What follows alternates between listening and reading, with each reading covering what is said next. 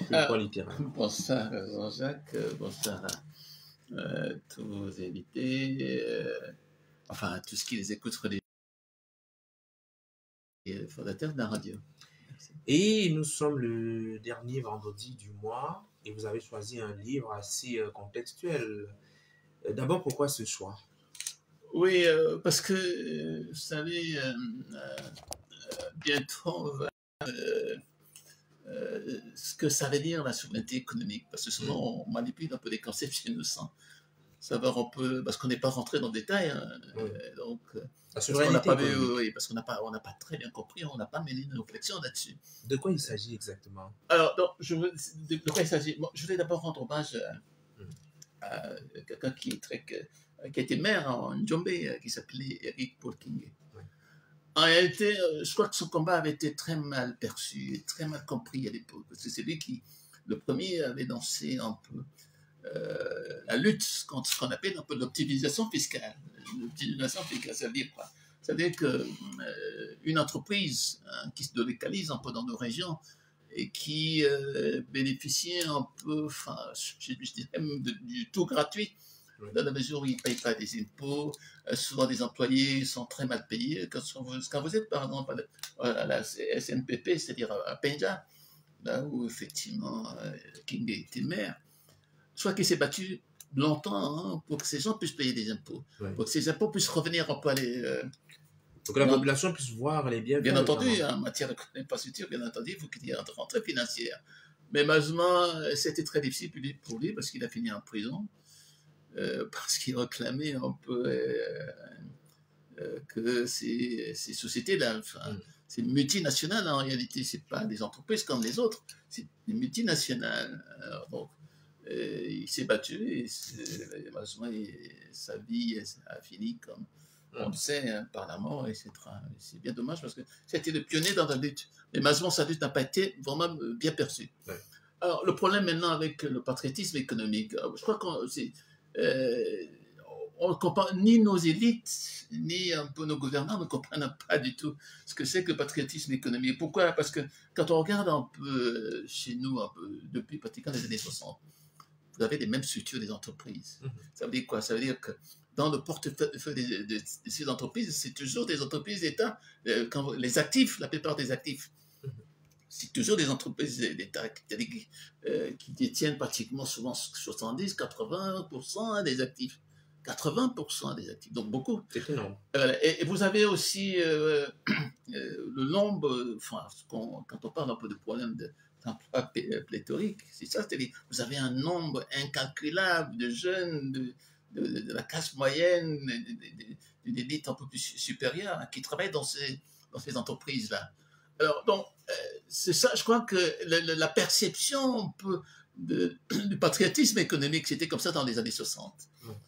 Mais malheureusement, ça n'a pas beaucoup changé en réalité, puisque les mêmes entreprises ont pratiquement les mêmes effectifs et les mêmes actifs. Sauf que ce qu'on appelle un peu les actifs de compétence, c'est-à-dire la compétence a changé, puisque aujourd'hui on est dans le numérique, on était avant dans l'informatique, mais là on est dans le numérique. Il n'y a que ça qui a évolué. Ça veut dire quoi? Ça veut dire qu'en réalité, on ne s'est pas vraiment adapté voilà, aux nouvelles technologies, à la nouvelle manière de gérer un peu les entreprises.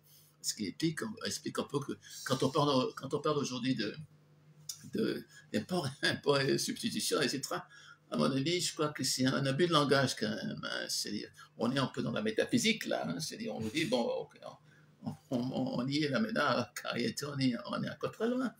Et c'est ça la difficulté un peu de ce patriotisme économique, parce qu'effectivement, il n'y a pas eu en amont une réflexion là-dessus. Vous savez, à la faculté, la plupart des économistes, là, on a des économistes qui répètent un peu ce que Marx a dit, ce que Simondi a dit, etc., ce que Daquin a dit, etc. Mais jamais on verra des économistes qui travaillent un peu sur des problèmes de conjoncture. Il faut y travailler parce qu'on est dans une conjoncture, et cette conjoncture a besoin effectivement de la réflexion. Or, cette réflexion manque un peu comme outil que l'on peut destiner un peu aux autorités pour qu'elles puissent juger un peu la qualité un peu non seulement de l'efficacité un peu de ces réflexions, et puis la théorisation aussi de ces réflexions. Je crois que c'est nécessaire. Or, on est tous englués dans ce souverainisme patriotique qui, malheureusement, n'a pas beaucoup évolué. Et c'est ça qui est dommage. Donc, la souveraineté économique est un vœu pieux ou alors c'est possible? Alors, c'est vraiment possible. Vous savez, quand on parle un peu, quand on regarde un peu la manière dont la société chinoise évolue, qu'est-ce que les Chinois ont fait? Les Chinois, au départ, surtout pas avec Mao, parce que avec Mao Zedong, c'était pratiquement un échec, les bons d'avant, etc. C'était vraiment un échec parce que il n'y avait rien, il n'y avait pas de valeur ajoutée dans le travail. On était obligé, par exemple, de supprimer des gens en pensant que c'était eux qui étaient les fautifs, c'est eux qui étaient incapables d'apporter ce dont on avait besoin. Alors, Deng Xiaoping, lui, c'était le contraire. Lui, il s'est dit, bon, il faut maintenant qu'on rentre un peu dans l'entrepreneuriat. Et c'est ce qui s'est passé avec des placements. Parce que quand on regarde un peu l'évolution du capitalisme chinois aujourd'hui, même si c'est dans ce régime communiste, qu'est-ce qui se passe? C'est les gens qui font des placements dans des entreprises. Par exemple, dans des entreprises de semi-conducteurs aux États-Unis, à Taïwan, c'est eux qui mettent l'argent là-dedans. Donc, ils ont des actifs là. Et ils apportent aussi, vous savez, c'est l'une des sociétés où il y a des ingénieurs qui sont formés. Et ces ingénieurs, effectivement, accompagnent ce mouvement industriel. Alors, donc, ça fait que finalement, la Chine est pratiquement devenue l'usine du monde parce qu'on va chercher ce dont on a besoin. C'est qu'on a l'habitude de dire que les Chinois importent ce qu'ils peuvent exporter. Or, tout c'est le contraire. Nous, on importe ce qu'on ne peut pas, on exporte maintenant ce qu'on ne peut pas importer. Donc, c'est pratiquement c'est le jeu du contraire. Hein. Et c'est ça le drame, on peut dire, nos trajectoires stratégiques ne sont pas les mêmes, parce qu'elles sont différentes dans ce sens que la conception du développement à la chinoise, le volontarisme chinois est fort différent du nôtre, parce que nous, on compte encore sur les matières premières. Or, vous savez aujourd'hui que quand on a besoin d'une matière première là, chez nous, enfin, une ressource domestique, on peut aller chercher la même ressource ailleurs, etc. Donc, mélanger avec ces progrès technologiques là qu'on a maintenant, ça vous donne un produit effectivement qui est ce qu'on appelle, ça rentre un peu dans la chaîne des valeurs, comment dire ça, la valeur ajoutée dans la chaîne des valeurs. Donc c'est ça. Or, chez nous, on ne tient pas compte de cette valeur ajoutée dans la chaîne des valeurs. Et c'est ça, effectivement, qui fait que nous, on n'est plus dans la compétitivité. Et la compétitivité, c'est quoi? C'est effectivement le résultat que l'on peut obtenir à travers la connaissance, par une expérience du travail, etc. Et or, ça nous manque. Et là, je crois que l'Afrique, enfin les économistes sont moi je ne suis pas économiste, même si je suis historien des mentalités, on a besoin effectivement de relancer un peu cette compétitivité-là qui fait en sorte que quand nous exportons nos produits, que ces produits soient meilleurs. Oui.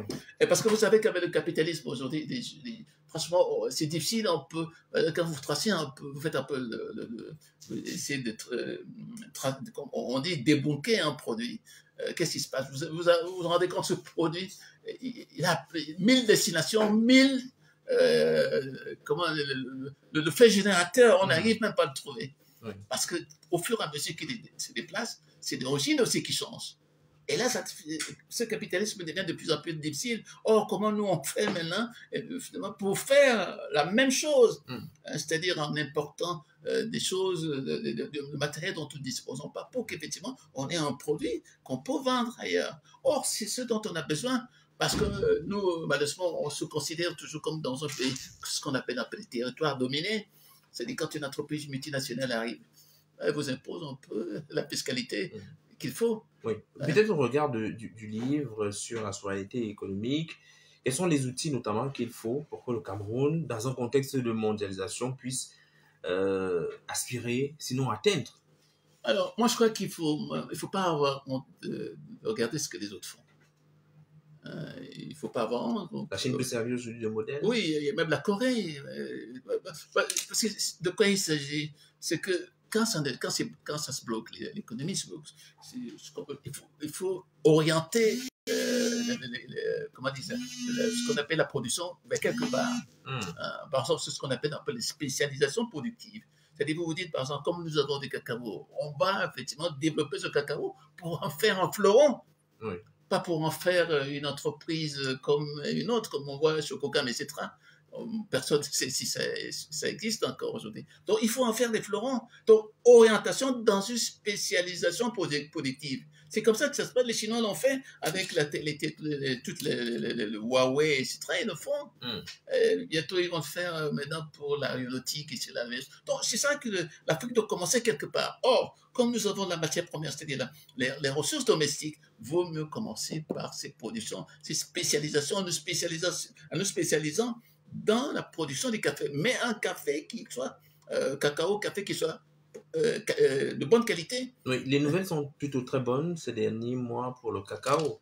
On devrait davantage s'appuyer sur cette rencontre. Oui, bien entendu. Le problème maintenant, c'est quoi? Bon, moi, j'ai entendu dire il n'y a pas si longtemps qu'on allait allouer une somme, je crois, de 513 milliards aux entrepreneurs. C'est pour quoi faire? C'est pour payer les employés. Donc, on va recommencer avec la même bureaucratie qu'on le faisait avant. Or, cet argent peut servir aussi pour les placements.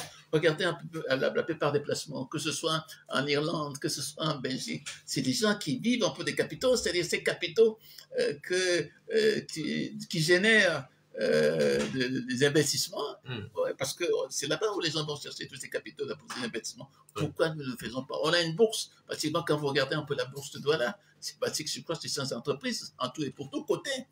Franchement, c'est ridicule. Donc il faut lire ce livre.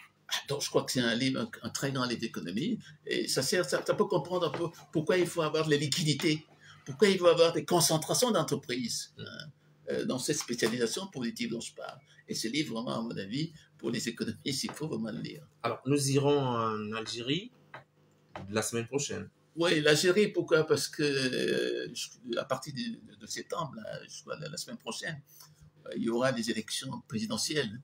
Et donc, il faudra commencer à plancher un peu sur l'identité culturelle, politique de ce pays, qui a souffert aussi, comme nous, de l'oppression de la France. Merci, Emeaka. Merci.